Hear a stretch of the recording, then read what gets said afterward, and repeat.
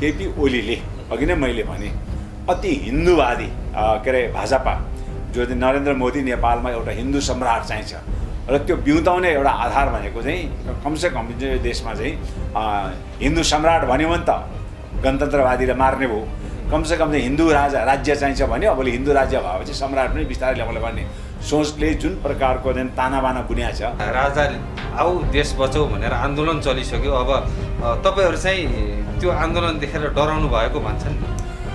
राजा आऊ देश बचाऊ चाहिँ 150 को बेडाको बथान ज्ञानेन्द्रको चाहिँ नि अकुत सम्पत्ति फुपूको काकाको मामाको भाइ भतिजा सबैको अकुत सम्पत्तिबाट जने परिचालित गरेको बेरोजगारी ज्ञानेन्द्रलाई भनेको छु कि तिमी अब यो देशमा फेरि हिन्दू राजा र हिन्दू चाहिँ राज्य चाहिन्छ भने तिमी बढी जना बकबक गर्यो भने कि तिमी नेवाको कि तामसालिङको जेलको पहिलो कैदी हुन्छौ। त्यसलाई केपीमा कता न कता राज संस्थाप्रति हिन्दू जने के राज्यप्रतिको एउटा मोह छ र नम्बर 1 एउटा त त्यो प्लानिङ बन्यो त एउटा होइन दुई तीनवटा प्लानिङ छ। संस्था र प्रमुख नेपाल आउँदा दुई तीनवटा प्लानिङ बन्यो। त्यसमा एउटा पहिलो प्लानिङ त केपी ओली के छ भने त्यसका सुन्नु मैले भन्नु काम गरेर अगाडि सुन्नुस् तपाईँ तारानाथ राणा भाटले चाहिँ भनिहाल्यो नि। उहाँले चाहिँ अङ्ग्रेजी शब्द ऱ्याट्याट्याट्याट्याट्या पारेर त्यो ऱ्याट्याट्याट्याभित्र को परेको थियो होइन त्यो तारानाथ राणा भाटले पनि नाम उच्चारण गरेर जनताले पनि चाहिँ उच्चारण गर पनि भने तर तारानाथ राणा पनि बुझेको थियो ऱ्याट्याट्याभित्र को छ र जनताले पनि बुझेको थियो ऱ्याट्याट्याभित्र को थियो। कुनै हालतमा यो संयोग यो कस्तो खालको अनौठो संयोग एउटाको चाहिँ तपाईँको चाहिँ छोरीदेखि लिएर नातिनीदेखि मर्नु अर्काको चाहिँ गोली लागेको श्रीमती माग्नु होइन अरूको चाहिँ सबै परिवार चाहिँ त्यो दिन चाहिँ दरबारमा नभएर बाहिर बस्नु यो संयोग त भगवान्ले चाहिँ मिलाएर अथवा विज्ञानले चाहिँ मिलाएर पनि त्यति संयोग चाहिँ मिल्न सक्दैन। त्यसमा त्यो संयोग तपाईहरुले छानबिन गर्नु भएन नि। गणतन्त्र आयो गणतन्त्र आइसकेपछि छानबिन कसरी गर्न सक्छ छानबिन कसरी गर्न सक्छ। ज्ञानेन्द्रले जनता टुहुरो भएको उसले चिन्ता लिनु पर्दैन। उसको छोरो टुहुरो भएर उहाँ पोखरामा भौँतारिरहेछ। उसका चाहिँ भाइका चाहिँ वीरेन्द्रका छोरीहरू उहाँ टुहुरो भएर अमेरिकातिर चाहिँ तपाईँको चाहिँ भौँतारिरहेका छन्। त्यसको चाहिँ त्यसलाई चाहिँ उ गर्नु उसका जुजु बाजेका चाहिँ अंश खाएर मानसिक विक्षिप्त भएर उनीहरू चाहिँ एकदम चाहिँ असन्तुलित मानसिकता बोकेर चाहिँ सडकमा चाहिँ हाम्रो सामाजिक सञ्जाल टिकटकमा गाइजाँदा देखाएको छ। पुरीहरूसँग चाहिँ नाङ्गा फोटो खिचाएको छ। सुन्नुहोस् न केको विश्वको एक मात्र यहाँ हिन्दू पर्यटकीय महत्त्वले नेपालले धेरै प्रगति गर्न छोड्दैछ। यहाँ जति पनि पर्यटक जति पनि पैसा तिरेर आउने पर्यटक भनेको बौद्ध तीर्थस्थलहरू हेर्न आउने हो। लुम्बिनी स्वयम्भू उस हेर्न आउने हो। ती हिन्दू पशुपति पनि त्यो पनि त्यो हाम्रो उसकै बौद्ध हो।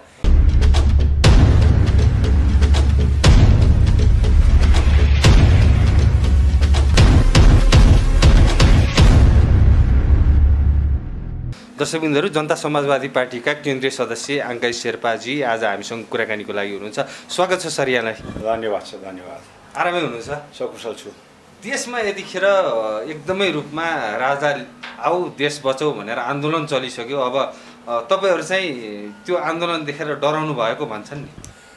राजा आऊ देश बचाऊ चाहिँ 150 को बेडाको बथान ज्ञानेन्द्रको चाहिँ नि अकुत सम्पत्ति फुपूको काकाको मामाको भाइ भतिजा सबैको अकुत सम्पत्तिबाट जने परिचालित गरेको बेरोजगारी युवाहरू बढीमा त्यो हिजो जनयुद्धकालमा वाइसिएललाई एउटा क्याम्पमा राख्थे जहाँ आवश्यक पर्थ्यो स्वाट चाहिँ गाडी ल्याउँथ्यो लगेर प्रोग्राम सक्यो फेरि त्यहीँ ल्यायो त्यहीँ खुवायो त्यहीँ सुतायो त्यहीँ लगायो त्यही हो।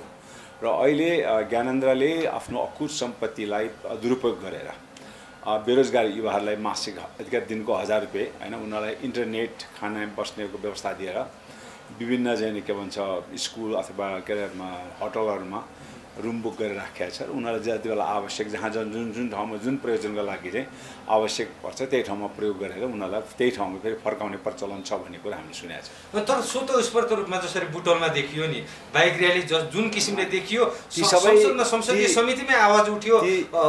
पूर्व माओवादी भनौँ नेकपाका केही नेताहरूले त अब गणतन्त्र धर्मराय है धर्मनिरपेक्षतालाई अब अप्ठ्यारो हुने स्थिति आइसक्यो भनेर अग्निसाप कट्टाले सभामुखले भन्नुभयो। पम्फा भुषाल लगायत केही नेताहरूले पनि आवाज उठाउनु भयो। संसदै हल्लिने गरी कस्तो किसिमको यो आन्दोलन उठिसकेछ त अब तपाईले अहिले एउटा बाइकलाई 10 लिटर पेट्रोल हालिदिन्छु भन्नुस् त्यस्ता युवा मैले 1000 जना कुन प्रयोजनका लागि म उतार्न सक्छु। एउटा बाइकलाई तपाईँ 10 लिटर ल पेट्रोल दिन्छु अथवा 1,000 को पेट्रोल हालिदिन्छु भन्नुहोस्, त्यस्ता युवा यहाँ हजारौँ लाइन छ। किनभने हाम्रो नेपालमा सबभन्दा ठुलो समस्या भनेको बेरोजगारी हो होइन। युवाहरू बेरोजगार छन्, युवाहरूलाई पैसाको आवश्यक छ होइन। त्यस कारणले त्यस्तो चाहिँ विगत बहुदलको व्यवस्थामा पनि युवाहरूलाई दुरुपयोग गरेको पैसा दिएर होइन। कुनै कुनै आन्दोलनहरूमा चाहिँ के अरे मजदुरहरू कारखानाका मजदुरहरूलाई चाहिँ ल्या, उनीहरूले न त्यो सिद्धान्त बुझ्छ न बुझ्छ, एउटा चाहिँ त्यो हल भराउनुको लागि होइन। त्यही हो। अब म आफै पनि बहुदलीय व्यवस्थाको हुन् अब मान्छे कार्यकर्ता आइदिँदैनन्, मान्छे चाहिँ टुटखेल त भर्नु पर्यो। अनि 20-22वटा चाहिँ कल कारखानाका मजदुरहरूलाई ठेकेर ल्याइदिएपछि त सिद्धिहाल्यो होइन। अनि त्यसले वरिपरि अलिक झन्डा र फेटा बाँधे कार्यकर्ता भएपछि बहुदल जिन्दाबाद। त्यस्तै हो अहिले चाहिँ के अरे ज्ञानेन्द्रले ल्याउने, हिजो वाइसिएलले ल्याउने, यी सबै भनेको क्लोज क्याम्पभित्र बेरोजगारी युवाहरूलाई खाना बस्न लाउन दिइसकेपछि अब अर्काको खाना खाएपछि नुनको सोच त गर्नै पर्यो। जहाँ हिँड भन्छ त्यहीँ जाने हो।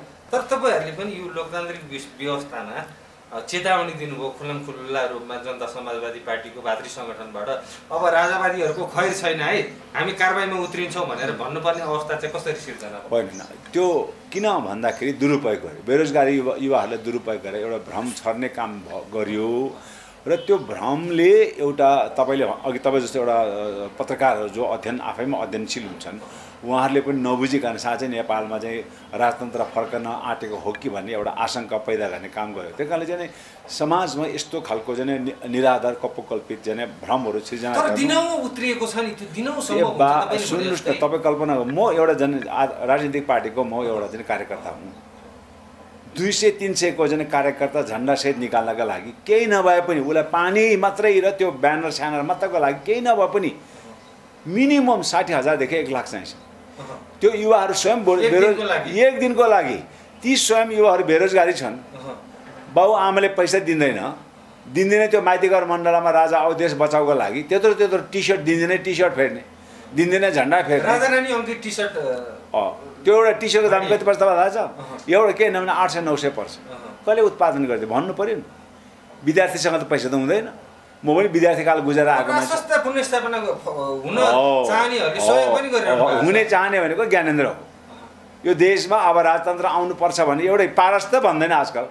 उसैको छोरा पारस राजतन्त्र चाहिँ नेपालको लागि आवश्यक छैन भने चाहिँ पोखरातिर चाहिँ मजाले चाहिँ के अरे हिप्पी स्टाइलमा घुमिरहेको छ, योगी स्टाइलमा होइन। अब ज्ञानेन्द्र राजतन्त्र फर्काउनेको ज्ञानेन्द्र हो, ज्ञानेन्द्र पछिको चाहिँ वंश नै छैन। अनि कसले चाहिँ त्यो के अरे वंश छैन को छ ज्ञानेन्द्रको पछि वंश भन्नुहोस्? हृदयेन्द्र पारसलाई पारस नागेर चाहिँ हृदयेन्द्रले कसरी बनाउँछ? पारसको राजा हुनु। तर अहिले के राजावादीहरूले प्रश्न उठाएका छन् पारस हुनु हुँदैन अरू हुनुहुन्छ भनेर? सम्भवै छैन। मैले भने नि यो भर्खरै चाहिँ नि 17,000 शहीद गणतन्त्रका लागि शहादत प्राप्त शहीदहरूको रगत पनि अहिले छन्, सुकेका छन्, हालै छन्। संविधानले गणतन्त्र हटिसक्यो। मैले भने निर्देशनमा मन्त्री परिषदबाट बैठक भइसक्यो। तपाईँ एउटा स्पष्ट भन्नुहोस् कि नेपालमा राजतन्त्र अब एउटा दन्ते कथामा सीमित रह्यो। यसमा चित्त बुझे हुन्छ। फेरि ज्ञानेन्द्र होइन यो पानी अलिकति धमिलोको भएको बेलामा त्यसमा थप हिलो बनाएर माछा मार्न सक्छ कि भनेर चाहिँ उसले हिलोमा हात हाल्यो भने हिलोमा ज्ञानेन्द्रको हातका औँलाहरू तुर्न सक्छ। त्यस कारणले ज्ञानेन्द्रलाई माधव नेपालले वार्निङ दिइसक्यो।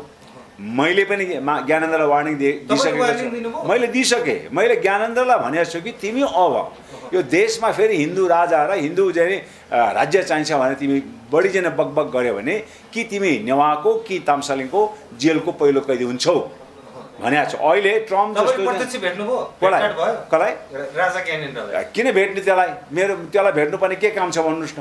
त्यही कारण ट्रम्प जस्तो चाहिँ उग्र नस्लवादी शासकलाई अहिले दिनदहाडे जनताले सडकमा गाडी रोकेर उसलाई चाहिँ एकदम नराम्रो सङ्केत औँलाबाट हुने जुन नराम्रो सङ्केतहरू चाहिँ देखाइराखेको फोटो अहिले हामीले देख्न पायौँ। अब कुन दिन ज्ञानेन्द्रलाई त हिजो पहिला पनि त जनताले त चारैतिर जानेको उसका चाहिँ गाडी घेरेर इँटा र ढुङ्गा मुडा गरेको त ज्ञानेन्द्र के भन्नुभयो? ती जनता थिएनन्, ती पेट्रोल भराएर ल्याइएका मान्छे थिए। त्यही त त्यस कारणले हो त्यो हो त्यस्तै खालको जनता फेरि किनभने त्यो वाइसिएल अहिले पनि जिउँदैछन् होइन। हिजो त्यो इँटा हान्ने चाहिँ अहिले त झन् जाने सत्ता पक्ष भएर बसिरहेछन्। अहिले उसको हातमा त के अरे SLR 3 पनि बोक्ने पनि छन्। भोलि चाहिँ उसलाई झोक चल्यो भने चाहिँ त्यही चलाइदियो भने के गर्ने भन्नुहोस् न। त्यही कारणले ज्ञानेन्द्रले आफ्नो दीर्घ जीवनको लागि मैले दुईवटा कुरा भन्छु है। ज्ञानेन्द्र केपी ओली दुइटैले आफ्नो दीर्घ जीवन चाहन्छ। हैन। अब जनतालाई दिएको चाहिँ मानौँ खाएर बस्न चाहन्छन् भने 17,000 शहीदको बलिदानले ल्याएको परिवर्तन, संघीयता, गणतन्त्र, धर्मनिरपेक्षता, समानुपातिक, जुन 10 वर्ष जनयुद्धको पनि मुद्दा हो, वैश्विक जनआन्दोलनको मुद्दा हो, आदिवासी आन्दोलनको मुद्दा हो, मधेस आन्दोलनको मुद्दा, यो मुद्दालाई कहीँ कतै यसलाई कमजोर बनाउने चलखेल भयो भने संघीय लोकतान्त्रिक गणतन्त्र हटिसक्यो। सञ्चार मन्त्री गोकुल बास्कोटाले संघीयता द्वन्द्व व्यवस्थापनको लागि मात्रै ल्याएको थियो भनेर अभिव्यक्ति दिइसक्नुभयो सार्वजनिक रूपमा। यदि हट्यो भने त्यही संविधान सदनको चाहिँ हैन समितिले हैन एउटा संवैधानिक समितिले किन निर्देशन दियो कि यो तत्काल फिर्ता लिने यो निर्णय भनेर। यदि त्यो गलत थिएन, त्यो संवैधानिक दुईटा खेमा छ नि, खेमा छैन त्यहाँ। एउटा शशि थापा के कुन चाहिँ खेमाको, कम्युनिस्ट पार्टीको हैनन्। शशि थापा भनेको कम्युनिस्ट पार्टी जनजाति महिला अधिकार कर्मी हो जो एकदम निष्पक्ष ढङ्गले आफ्नो कुरा राख्छ। त्यसकारणले म के भन्छु भन्दाखेरि यो नितान्त गैर संवैधानिक हो, संविधान मुखरित। यसमा कसको समर्थन छ भन्नुहोस् त? एमालेको, माओवादीको, काङ्ग्रेसको भएन। नेपालमा हिन्दू राजा र हिन्दू राज्य चाहिन्छ भने राप्रपाको समेत सहमतिमा लेखेको संविधान हो। अब एउटा सामान्य बहुमत प्राप्त चाहिँ प्रधानमन्त्रीले मन्त्री परिषदको निर्णयलाई संविधानमा संस्थागत भएका चिजहरू लेख्न पाउने भएको भए त्यत्रो 9 अर्ब चाहिँ खर्च गरेर संविधान किन चाहिँ बनाउनु पर्यो भन्नु? मन्त्रीमण्डलले बनाउँदा हुन्छ र मन्त्रीमण्डलले संशोधन गर्छ हुनु भने त्यो सदन किन आवश्यक पर्यो? हटाइदिए भयो नि त। त्यसकारणले त्यो गैर संवैधानिक हो। र केपी ओलीले अघि नै मैले भने अति हिन्दूवादी के अरे भाजपा जो चाहिँ नरेन्द्र मोदी नेपालमा एउटा हिन्दू सम्राट चाहिन्छ र त्यो बिउताउने एउटा आधार भनेको चाहिँ कमसेकम यो देशमा चाहिँ हिन्दू सम्राट भन्यो भने त गणतन्त्रवादीले मार्ने भयो। कमसेकम चाहिँ हिन्दू राज्य चाहिन्छ भन्यो। अब हिन्दू राज्य भएपछि सम्राट पनि बिस्तारै ल्याउला भन्ने सोचले जुन प्रकारको चाहिँ तानाबाना बुनिया छ त्यसमा होस्टे गर्ने काम चाहिँ नि के अरे केपी ओलीले गरेका हुन्। ओलीले गरेका हुन् यो सबै। इन्डियाको रको प्रमुख आएर ओलीलाई के सन्देश दिएर गयो भन्नुहोस्? के सन्देश दिएर गयो? सन्देश त्यही हो कि ज्ञानेन्द्र पनि पहिले प्रोजेने के अरे इन्डियन भन्थे, केपी ओली पनि पहिले एमालेमा प्रोजेने के अरे इन्डियन खेमाका मान्छे भने चाहिँ प्रत्येक पार्टीभित्र चाइनिज खेमा, प्रो इन्डियन खेमा, अमेरिकन खेमाहरू छन् र केपी ओली भनेको नितान्त भारतीय जन उसका चाहिँ खेमाका चाहिँ ओलीले नै राजा ल्याउन खोजिरहेका छन् यतिखेर। होइन भने यता चाहिँ नै ज्ञानेन्द्र के अरे राजा आऊ देश बचाऊ भन्ने चाहिँ कार्यकर्ता चाहिँ सडकमा उफ्रिरहँदाखेरि अनि ओलीले त्यो चाहिँ हटाउनुको पछाडिको मुख्य अर्थ के हो? र हिजो मात्रै झन् ओली नै त्यो यस्तो व्यक्ति हो जहाँ मान्छेले चाहिँ गणतन्त्रको लागि आन्दोलन गरिरहँदाखेरि गणतन्त्र ल्याउनु नेपालमा आउनु भनेको बेलगाडा चढ अमेरिकामा जाँदा बेलगाडा चढ पुग्छ पुग्दैन असम्भव हो। त्यो सम्भवै छैन भन्ने त केपी ओली हो भएन। अहिले एउटा फोटो भाइरल भएको छ हैन, राजाको हातबाट टिका त उहिले चाहिँ केपी ओलीले त सानो चाहिँ लिटो खाँदै, हजुर मैले लाइन एउटा लिटो खाँदैदेखि त लागिरहेको रहेछ नि। त्यस कारणले केपीमा कता न कता राज संस्थाप्रति हिन्दू जने के राज्यप्रतिको एउटा मोह छ र नम्बर 1 एउटा तरिका त्यो प्लानिङ बन्यो त एउटा होइन दुई तीनवटा प्लानिङ छ। संस्था र प्रमुख नेपाल आउँदा दुई तीनवटा प्लानिङ बन्यो। त्यसमा एउटा पहिलो प्लानिङ त केपी ओली के छ भने जब उसको कुर्सीमा चारैतिरबाट प्रहार हुन्छन् त्यो मानिसको ध्यान अन्तै आकृष्ट गर्नले उसले यस्तै खालको अनौठो हत्कण्डाहरू प्रयोग गर्छ। नक्सा हटाउने कुरा भयो, नक्सा छाप्ने कुरा भयो, अध्यादेश ल्याउने कुरा भयो, नाना भाँतीका कामहरू गर्छन् हैन। अनि फेरि कुनै समयमा फेरि उसले अर्कै ढङ्गको चाहिँ एउटा भनौँ न हत्कण्डाहरू प्रयोग गर्छ। त्यही कारणले केपी साह्रै चतुर छ। त्यही कारणले नेपालको अहिलेको वर्तमान समस्या भनेको केपी ओली हो। के प्लानिङ भन्यो त्यो एउटा सर्वसाधारण जनतालाई स्पष्ट रसँगको प्लानिङ के हो भन्दाखेरि यो अहिले जुन के अरे कम्युनिस्ट पार्टीभित्र जुन प्रकारको चाहिँ समस्या उत्पन्न भइराखेको छ त्यसको लागि रले कमसेकम भोलि चाहिँ साँच्चै प्रचण्डको खेमा, माधवको खेमाले चाइनिज सी जिनपिङको निर्देशनमा केपी ओलीलाई यहाँबाट पदच्युत गरिदिएको खण्डमा उसलाई समर्थन गर्ने दलहरू काङ्ग्रेसभित्रका कुन चाहिँ माननीय उसको समर्थनमा आउन सक्छन् होला हैन। भएन जाने अन्य दलहरूबाट पनि त्यो समर्थनको सम्भावना रहन्छ। त्यसको हजुर जसपाभित्र त्यस्तो खालको केपी ओलीलाई नेता मान्ने पक्षमा चाहिँ जसपाभित्र कुनै पनि हालतमा एकजना पनि मान्ने आउनेवाला छैन। एउटा जाने सरिता गिरी आउनेवाला थियो त्यो पनि गइहाल्यो। त्यस कारणले जसपाभित्र छैन। त्यस कारणले केपी ओलीको लागि केपी ओलीको कुर्सी जोगाइदिनका लागि रले केपी ओलीलाई केही न केही मन्त्र चाहिँ सिकाएको छ, जुन मन्त्र के अरे ज्ञानेशसँग मिलेर जाने कुरा होला। शेरबहादुर देउवासँग पनि रहकै के अरे समाजनमा हिजो के शेरबहादुर देउवा त भन्थ्यो नि हामी प्रतिपक्षलाई बाइपास गरेर लोकतन्त्र चाहिँ नेपालमा टिक्न सक्दैन भन्थ्यो। अहिले 2-3वटा आयोगको नियुक्तिमा चाहिँ भागबाण्डा उसको मुखमा हालिदिए, उसको पोल्टामा हालिदिए। अहिले ऊ कुनै प्रतिपक्षको भूमिकामा त झन् शेरबहादुर देउवा देखि नै देखाएको छ, किनभने खाना दिएछ। केपी ओली यस्तो छ कि तपाईँको चाहिँ त्यो पूजा गर्दाखेरि 32 कोटी देवतालाई चाहिँ चढाइसकेपछि फेरि त्यो एउटा भूतप्रेतले पनि चढाउँछ नि, भूतप्रेतले चाहिँ चढाएन भने त्यो 32-33 कोटी देवता रिस खुसी भए तापनि त्यो नपत्न सक्छ। तर केपी ओली के छ, आफू खानुभन्दा अगाडि प्रतिपक्षका पनि 1-2 नेताको मुखमा यसो चाहिँ त्यो भूतप्रेतलाई चाहिँ मनसा जस्तो खुवाइदिएपछि भूतप्रेत पनि शान्त, आफू पनि शान्त। भनेपछि इन्डियाबाट यसको लागि मोटो रकम आएको छ? होइन, एकदम सुन्नुहोस् न, इन्डियाको के अरे आर्थिक अनुदानमा, चाइनाको आर्थिक अनुदानमा, अमेरिकाको आर्थिक अनुदानमा नेपालमा धेरै राजनीतिक सङ्गठनहरू, धेरै राजनीतिक नेताहरूको बालबच्चाहरूले अध्ययन गरिरहेको छ। हेर्नुहोस्, चीनमा जाने कम्युनिस्ट पार्टीका नेताहरूको कसको छोरछोरी पढिराखेको छ।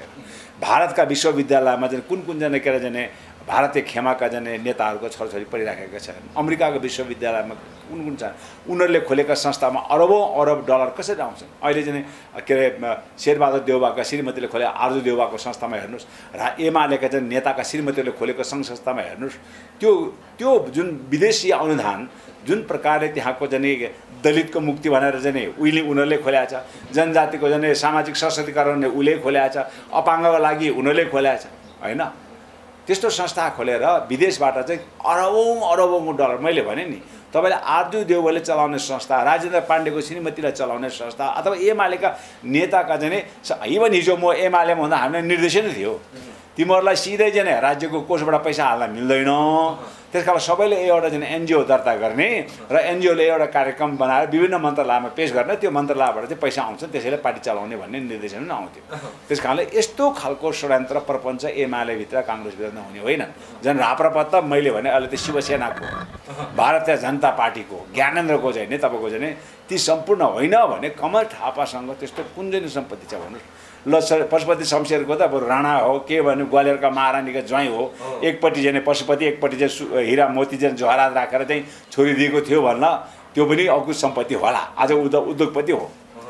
कमल थापाले के त्यो फुटबल सङ्घको चाहिँ अध्यक्ष भएको के भएको छ भन्नुहोस् न। अहिले राप्रपाले त्यो मैले भने हामी पनि आन्दोलनको तयारी गर्दैछ, हामी पनि मैले भने हामी पनि आन्दोलनकारी हो। म जनजाति महासङ्घको महासचिव हुँदा हामीले पनि आन्दोलनको तयारी गऱ्यौँ। सामान्य 500 जनाको र्याली निकाल्नु पर्यो भने यातायात 500 भन्दै हुनुहुन्छ। अब मङ्सिर 20 गते एउटा अभियानले त काठमाडौँमै 50,000 उतार्ने घोषणा गरिसक्यो त। मैले भनिहालेँ त, ती 50,000 को हुन् भन्दाखेरि तराईको गाउँमा ट्र्याक्टर पठाइदिएपछि मान्छे अटोमेटिक आउँछ। अब यो नुवाकोट, यो धादिङ, यो सिन्धुपाल्चोका मान्छेहरू ल काठमाडौँ घुम्न जाने भने परिवर्तन ल्याउँदैन हजुर मुलुकमा। ए बाबा 62-63 मा परिवर्तन आयो। सुन्नु त्यो परिवर्तन 62 जनआन्दोलनमा जुन मलाई ठ्याक्क जेष्ठ कुन चाहिँ 19 गते जुन प्रकारको काठमाडौँ घेराउ भएको थियो, स्वतः स्फूर्त जाने सचेत नागरिकको जुन हुल हो, त्यसमा चाहिँ कसैको कुनै पारिपाट जुन मैले भने जस्तै गरेर चाहिँ कल कारखानाका जाने के अरे मजदुरहरूको परिचालन भएको थियो, स्वतः माओवादी जनयुद्धका जनमुक्ति सेनाहरू थिए होइन।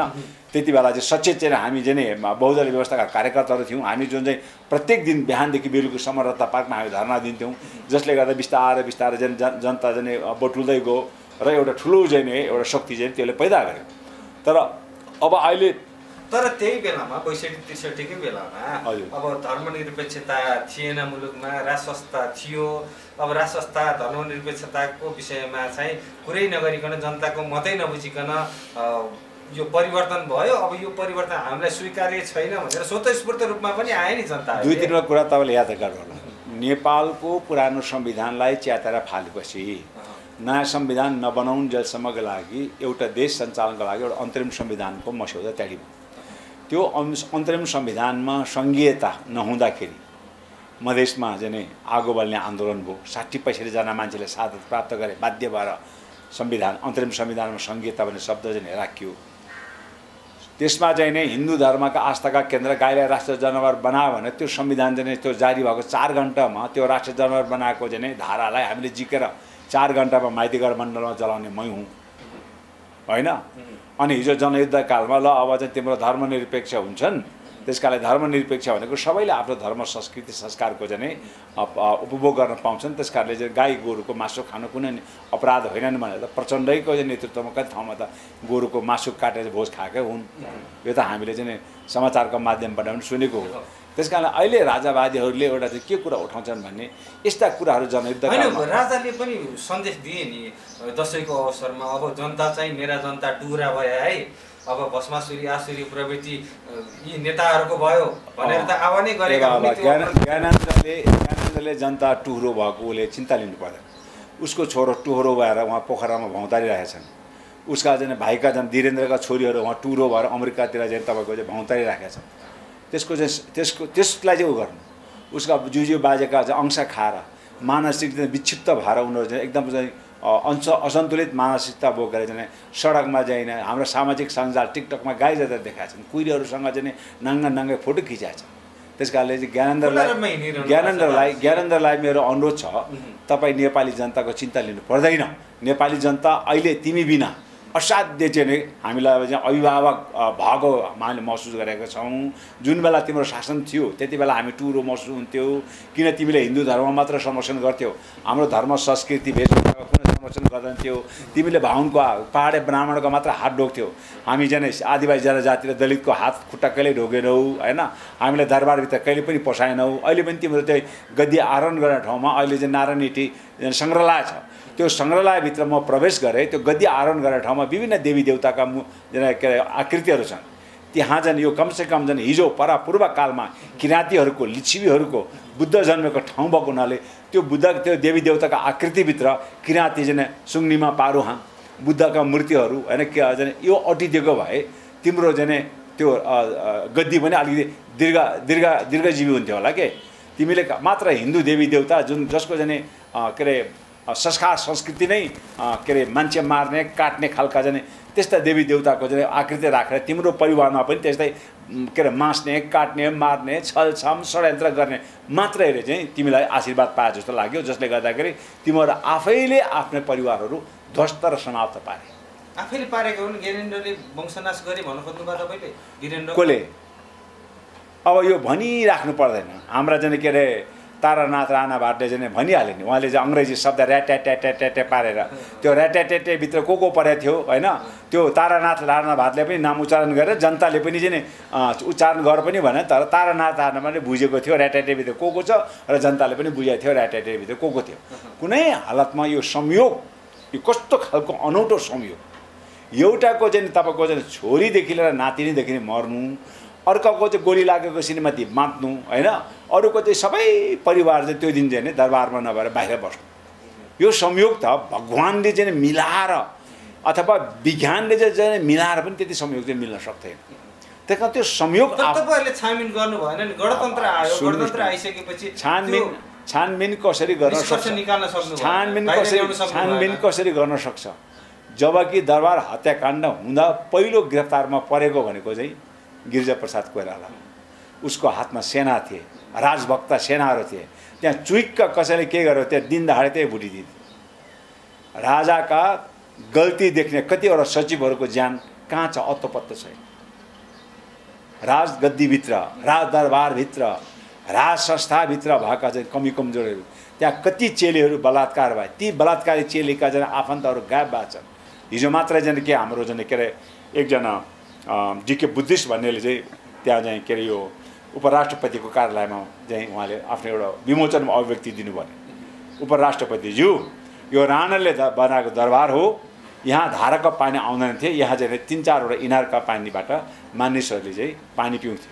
आज त्यो इनारहरू सब छोपिएको छ, त्यो इनार उत्खनन गरेर हेर्नुहोस्, त्यहाँ चाहिँ हाम्रा आदिवासी तामाङ चेलीहरू, हाम्रा आदिवासी चेलीहरूको चाहिँ हड्डी चाहिँ बेच्ने छन्, जसलाई बलात्कार गरेका छ, जो चाहिँ गर्भवती भएर चाहिँ हत्या गरेर बोल्नुहुन्छ। तर तपाईँहरू आफै सत्तामा हुँदा चाहिँ किन तपाईँहरूले चाहिँ यो छानबिन गर्न सक्नुहुन्न? बाहिर ल्याउनु। ए बाबा सुन्नुहोस् न, अहिले के अरे मदन भण्डारीको हत्या भयो, यो हामी अनुसन्धान गर्छौँ भने अहिले मदन भण्डारीकै श्रीमती 2 कार्यकाल राष्ट्रपति भयो, त्यसकै पार्टीका जना 3-4 जना अध्यक्ष भए, उसले त अनुसन्धान गर्न सक्दैन भने हामी आदिवासी जनजातिहरू एउटा मन्त्रीमा हुँदैमा हामीले गर्न सक्छौँ। आदिवासी जनजातिको विषयमा कुराकानी गर्दा अङ्गाजी जसरी तपाईँले भन्नुहुन्छ विभिन्न किसिमको त्यो विरोधका आवाजहरू सुनिन्छ, बाहुनहरू यो त्यो यिनीहरू भए, क्षेत्रीहरू यो भए, यिनीहरूले यस्तो गरे भनेर भनिरहँदाखेरि चाहिँ तपाईँले ठ्याक्कै त्यो गाली गलौज मात्रै गर्नुहुन्छ, तर तपाईँहरू आफ्नै ठाउँबाट सबल भएर अलिकति सुदृढ भएर तपाईँहरू एक भएर एउटा काम गरेर त्यो देखाएको त्यो चाहिँ हामीले कहिले देख्न। तपाईँ सुन्नु न, तपाईँ 12% जने पहाडे ब्राह्मणबाट 84% चाहिँ सिंहदरबार चाहिँ कुन सबल पक्षले बढ्यो होला भन्नुहोस् त ल। नेपालमा भएको 3 करोड जन जनसङ्ख्याभित्रबाट 12% पहाडे ब्राह्मणहरू, त्यो पनि ब्राह्मण होइन, ब्राह्मणहरू 6% मात्र हुन्छ।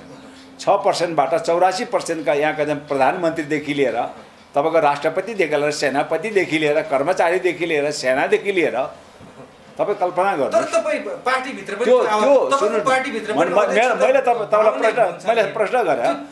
मैले प्रश्न गरेँ होइन, 250 वर्ष यो देशमा प्रजातन्त्र बहाली गर्ने नायक भनेको गणेश मान हो। गणेश मान किन प्रधानमन्त्री हुन सके? यो देशमा चाहिँ अहिले जनयुद्धको चाहिँ सफल पार्न चाहिँ यहाँका चाहिँ वर्षमान नन्दगिरी पासाङ हो होइन, के अरे प्रचण्ड र बाबुराम भट्टराईदेखि लिएर चाहिँ इभन नफुटेको वैद्य चाहिँ विप्लव हुन्थ्यो होला, किन उनीहरू भएनन्? त्यस कारणले यो देशको विडम्बना के हो भनेदेखि तपाईँ अघिल्लो भन्नु, तपाईँहरू किन सबल हुन सक्दैन? हामी सबल छौँ होइन, हाम्रो सबललाई चाहिँ कहिले पनि उनीहरूले आत्मसात गरेन के।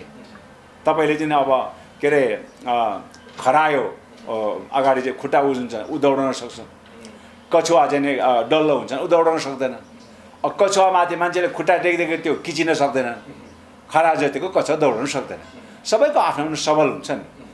अब खरायोसँग चाहिँ दौडमा कछुवालाई राखेर कछुवा जित्छ भन्नु न, जित्न सक्दैन। त्यस कारण सुन्नु है, मैले भन्नु सुन्नुहोस् न, काम सुन्नु न, तपाईँले के भन्नुहोस् भने हाम्रो मूल अहिले लडाइँ राज्यसँग के हो भन्दाखेरि हाम्रो राज्य र शासकसँग हो।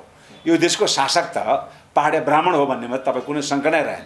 त्यसो भन्दैमा फेरि चाहिँ झापामा गोरु जाति ब्राह्मण त्यो देशका शासक त होइन। त्यही कारण हामीले के भन्छौँ भने नेपालका सम्पूर्ण शासकहरू पहाडे ब्राह्मण हुन्, तर सबै ब्राह्मणहरू फेरि नेपालका शासक पनि होइनन्। त्यही कारणले शासक र राज्य सत्तासँग हाम्रो विरोध कहाँ हो भन्दाखेरि 120 जाति भएको यो देशमा किन अल्पसङ्ख्यक पहाडे ब्राह्मणहरू मात्रै न्यायपालिका, कार्यपालिका, व्यवस्थापिकामा उनीहरूको चाहिँ वर्चस्व किन कायम गरिरहेछ? साँच्चै उनीहरू सबल भएर हो त? कुनै पनि हालतमा होइन, सबल पनि छन् होइन। हिजो पूर्वकालमा राणाकालमा उनीहरूलाई पढ्ने अवसर दियो, हामीले पढ्नबाट वञ्चित गरायौँ। हामीलाई यहाँ जागिरको अवसर दिएन, हामी विदेश जान होइन, अहिले पनि छैन। अहिले पनि तपाईँको भाषामा, खास प्रभातीय भाषामा परीक्षा सञ्चालन गरिन्छ। हिन्दू धर्म संस्कृतिका पाठ्य पुस्तकमा चाहिँ लोकसेवा आधारित हुन्छ। ल मेरो भाषामा चाहिँ लोकसेवा गरौँ त, म त फेल हुन्न। लोसारको बारेमा निबन्ध लेख्ने प्रतियोगिता नेपालमा शेर्पा आदिवासी भनौँ जनजाति सबैले नेपाली भाषा बुझ्दैनन्। किन बुझ्छन्? कहाँबाट बुझ्छन् तपाईँले? नेपालमा तपाईँले कुरा बुझिराख्नुहोस् कि नेपालमा के अरे नेपाली भाषा बोल्नेको सङ्ख्या अथवा पर्वतीय भाषा होइन, नेपाली पनि नभनौँ, पर्वतीय भाषा बुझ्नेको सङ्ख्या तपाईँको यहाँ बडा मुस्किलले 35% पनि पुग्दैन। तराईका सम्पूर्ण चाहिँ मानिसहरूले त्यो राजनीतिक कार्यकर्ता र कर्मचारी बाहेक त्यो गाउँघरमा बस्नेले मैथिली र भोजपुरी बाहेक बुझ्दै तर हामी पुगेका छौँ। हजुर, तपाईँले भात खाना आऊ र बस त बुझ्दा होला नि त। संविधानको कुरा बुझ्छन्? खस भाषामा लेखेको संविधानको अर्थ बुझ्छ? बुझ्दैन।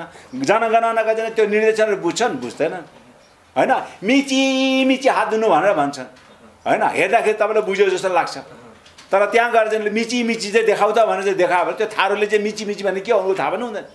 त्यस कारणले मैले भने राष्ट्रिय महत्त्वपूर्ण के अरे सूचनाहरू, कानुनहरू भएन, परीक्षा प्रणालीहरू चाहिँ बहुभाषिक चाहिँ नीति अन्तर्गत लागू गर्यो भने त्यहाँ चाहिँ सबै मानिस उत्तीर्ण हुन सक्छ। त्यही हामीले हाम्रा चाहिँ के अरे अभियन्ताहरूले भन्छन् कि तपाईँले 100 जनाको जत्थाबाट मानिस छान्ने कि 100 जनाको जत्थाबाट 100% मानिस छान्ने कि 12% को जत्थाबाट 100% मान्छे छान्ने?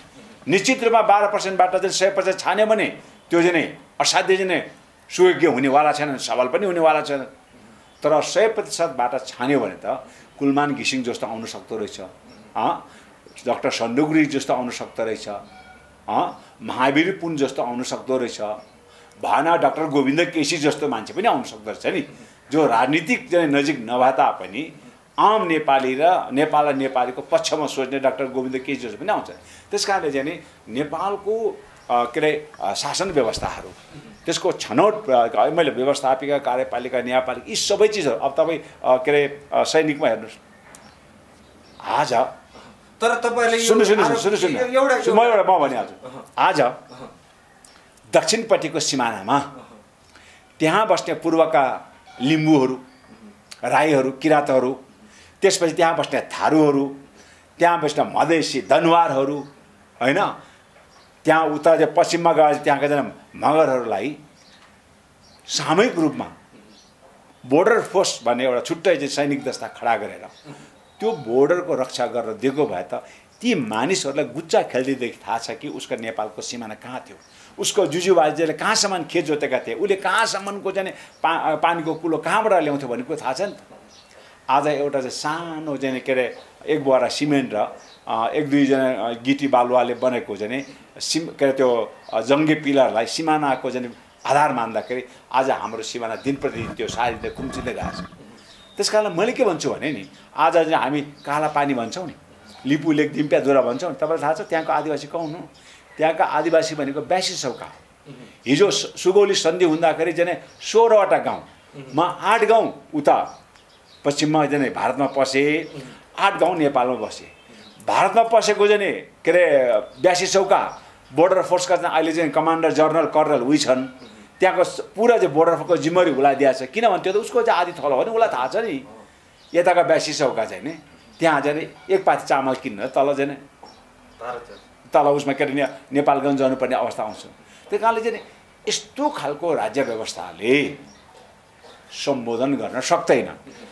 लग लग लग लग लग काम्ने नाम्चे बजारदेखि लिएर चिटचिट पसिना आउने नेपालगञ्ज छ।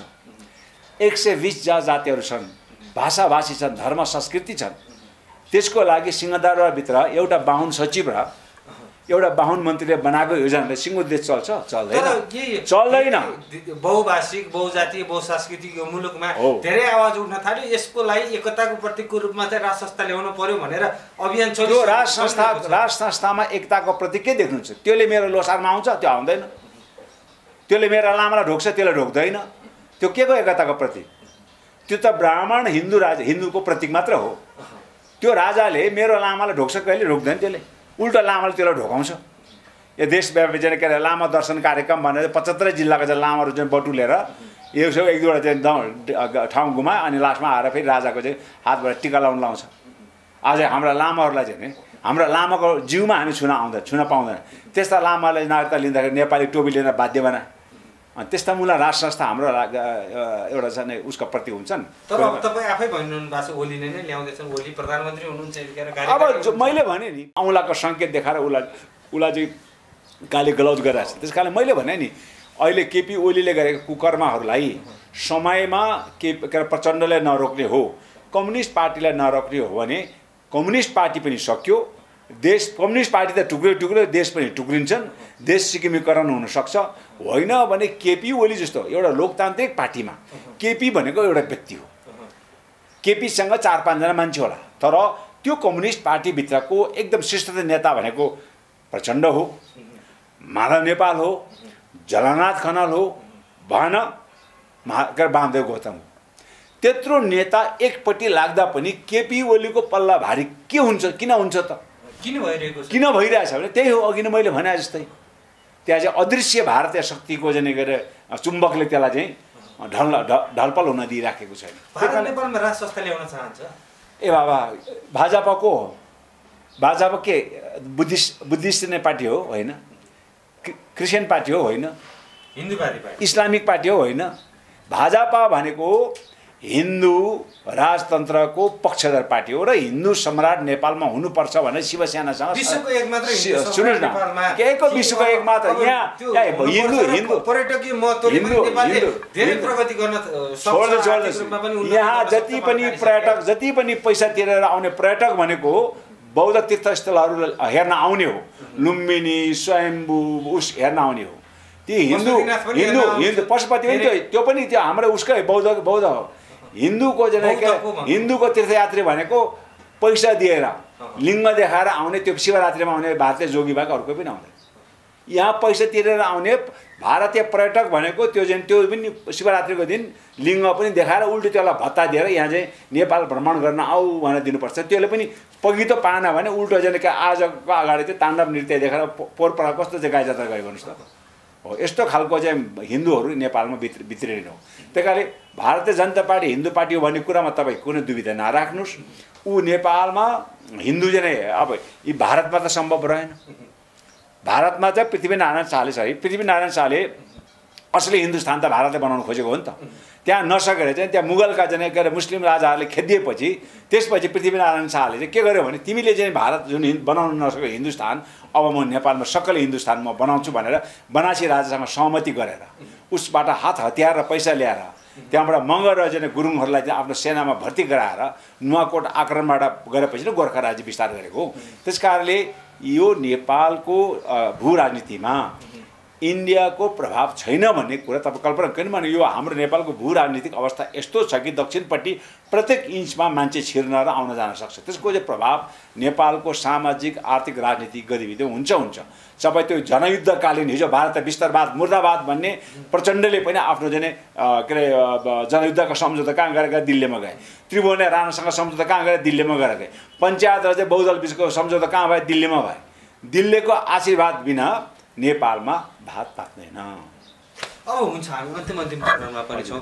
जस्तो अब यतिखेर हिन्दूवादीहरू पनि उग्र भइरहेका छन्, राजावादीहरू पनि उग्र भइरहेका छन्, एमएनओ छ, तपाईँहरूले पनि अभियान चलाइरहनु भएको छ, तपाईँहरू पनि त्यत्तिकै उग्र हुनुहुन्छ। अनि यसले चाहिँ अब नेपालमा के हुँदैछ? जातीयता जातीय युद्ध निम्तिँदैछ अथवा धार्मिक युद्ध निम्तिँदैछ? नेपाल अब रणभूमि बन्न लागेको हो? अब निम्तिँदैन। हामी 120 जाति भएको मुलुकमा 400 वर्ष त हामी सामाजिक सद्भाव एकले अर्काको यो अस्तित्व स्वीकार नसक्ने यो विगतदेखि चलिआएको अहिले पनि आन्दोलन गर्दा खैर छैन भनेर चेतावनी दिने समस्या के हो भन्नुहोस् न। हिजोसम्म हिन्दूले जे भन्दाखेरि हामी मान्दै आयौँ, ओहो अस्तित्व सद्भाव कायम भएको देखियो। अब आज हाम्रो चेतना खोल्यो होइन। हिजो भाइहरू साना के अरे आफूभन्दा जेठा दाइ चाहिँ नै 20-22 वर्षको उमेरको साना बच्चाहरू 8-9 वर्षको हुँदाखेरि तल भुइँमा बस म यहाँ खाटमा सुत्छु भन्दाखेरि चाहिँ बालबच्चाहरू बुझ्दैन थिए, भुइँमै बस्थे। अब बच्चा त ठुलो हुँदै गयो नि त। हो म पनि त त्यही बाउ आमाको छोरा हो, म पनि 21 वर्षको पुगेँ। दाइ मात्रै किन खाटमा, म पनि बस्छु, खाट भाँच्छ तर माथि भयो, तर तल बस म मात्रै यहाँ बस्नुपर्छ भने त्यो भाइ मान्छ, विद्रोह त हुन्छ। त्यस कारणले अब हिजो हिन्दू राजा हुँदा, हिजो हिन्दू अधिराज्य हुँदा जति जस्ता खालका चाहिँ दमन होइन शोषणहरू लादिए त्यो बेलाको अवस्थामा मानिसहरूले एक हदसम्म स्वीकारे। तर अब त त्यो सम्भव छैन। त्यो अब मान्छेको चेतनाको बिर्को करेन्ट 4000 भोल्ट चाहिँ तार बगिराखेको करेन्टलाई हातले समात्यो भने के हुन्छ? त्यो करेन्ट त केही हुन्न, समातेमा चाहिँ ध्वस्त हुन्छ नि। मानिसको चेतना भनेको त्यो 4000 भोल्टको करेन्ट बराबरको होइन। हावाको वेग, विद्युतको प्रवाह। भारतले जे चाहन्छ नेपालमा त्यो भएरै छाड्छ। के भन्नुभयो? भारतले चाहेपछि नेपालमा भयो। अब त्यो भारतले पनि पछिल्लो समय देखिएको तपाईँ आफै विगतमा हिन्दू राजा र हिन्दू अधिराज्य हुँदाखेरि भारतले जसो भन्थ्यो उसो स्वाहा हुन्थ्यो। अब अहिले चाहिँ अलिकति चाहिँ त्यो स्तर चाहिँ अलिकति परिवर्तन भएको छ। नेपाल धर्मनिरपेक्ष घोषणा भइसकेको छ।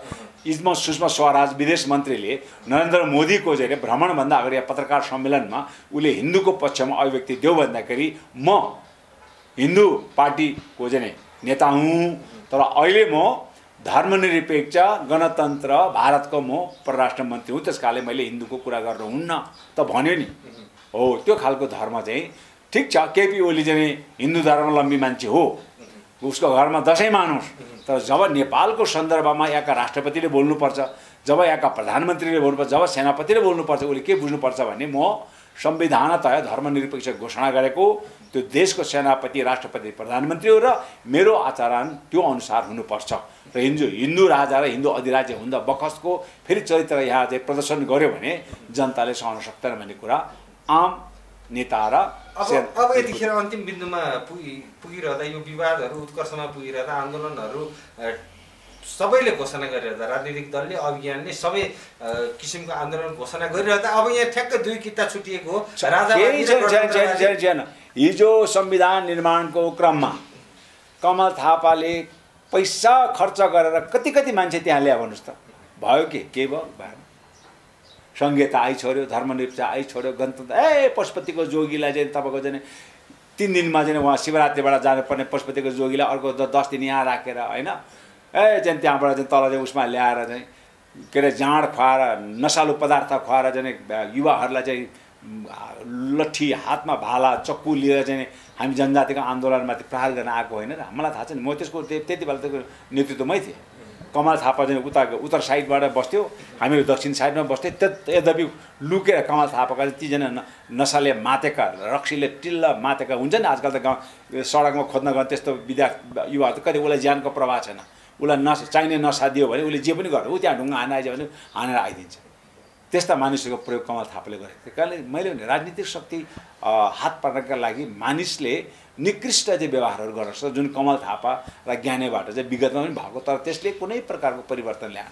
अब नेपाल गणतन्त्रमय हो, नेपाल धर्मनिरपेक्षमय हो, नेपाल संहितामय हो र नेपाल पूर्ण समानुपातिक समावेशी लोकतन्त्र उन्मुख देश हो। त्यसकारण अब यहाँ कुनै पनि के अरे प्रतिगामी शक्तिले यहाँ चाहिँ पानी अलिकति आन्दोलनले चरम सीमा उत्कर्ष नाग्यो भने तपाईहरु के गर्नु? त्यो संविधान सभामा भन्दा उत्सर्ग चाहिँ कहाँतिर हुन्छ भन्नुस् न। उसले के अरे नौरानदेखिको बल ज्ञानेन्द्रले पनि कमल थापाले पनि नौरानदेखि सब मैले भने सडकमा हिँड्ने धतुरा खाएर हिँड्ने सुन्नु न, सडकमा धतुरा खाने युवाहरूको प्रयोगदेखि लिएर बेरोजगारी युवालाई खरिद गरेर प्रयोग गर्नेदेखि लिएर भारतको जोगीलाई प्रयोग गर्नेदेखि लिएर तथा नाम चाहिँ प्रयोग गरे त भयो के भन्दाखेरि 1 इन्चको परिवर्तन भयो।